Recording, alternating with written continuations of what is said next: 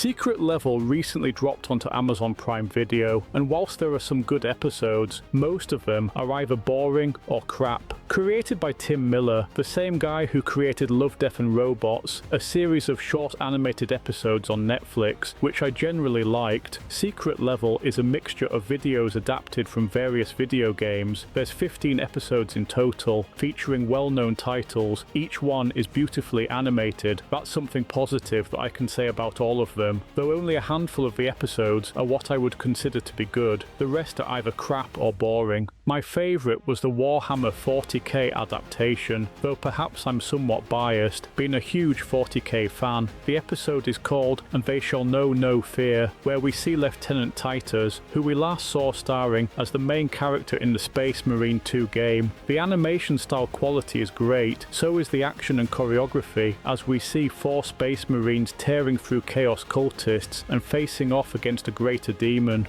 The episode based on Unreal Tournament stands out as one of the best. Based on an arena first-person shooter, the episode pits a group of robots that rebelled against their masters against various groups of enemies tasked with putting them down in a gladiatorial-style arena, with the robots learning and adapting as they fight. The animation and combat is great, along with a basic story that kept me engaged. Another good one was Armored Core Asset Management, where we see a pilot, voiced by Keanu Reeves, facing off against other battle mechs in fast-paced combat. I've only played the 6th game, and I confess to not knowing a lot about the lore of the franchise, but I thought the game was good, and I enjoyed the episode.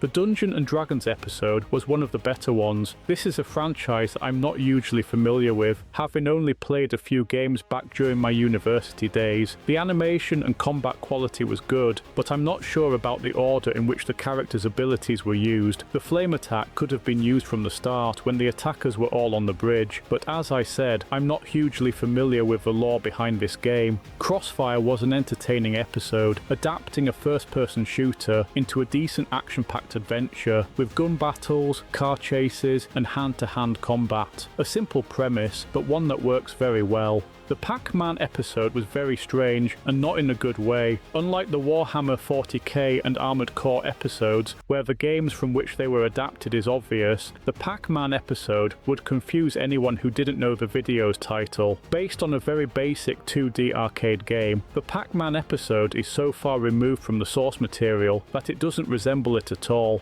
The Mega Man episode was extremely short, less than 5 minutes if you don't count the video introduction and end credits. Just like the Pac-Man episode, this is based on a very basic 2D game, and whilst I did like the animation and combat, the episode was over too quickly and would work fine as a video game introduction, but nothing more.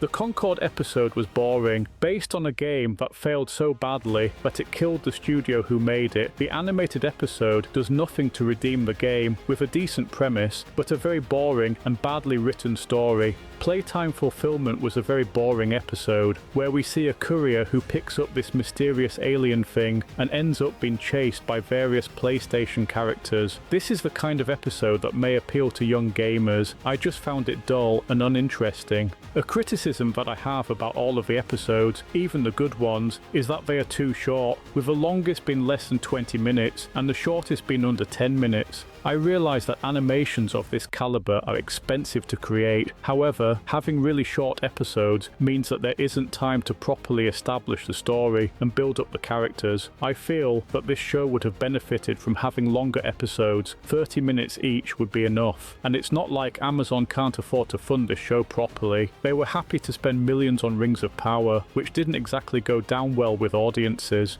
To me, this show was very hit and miss, with some good and bad episodes. It seems to have done well enough to earn another series, unless multiple series was the plan from the start. Going forward, I would like to see more entries from well-known titles that actually work well as cinematic episodes. Stuff like Warhammer 40k and Armored Core are examples of what can work well as cinematic episodes. Stuff like Pac-Man, Mega Man and Spelunky are not.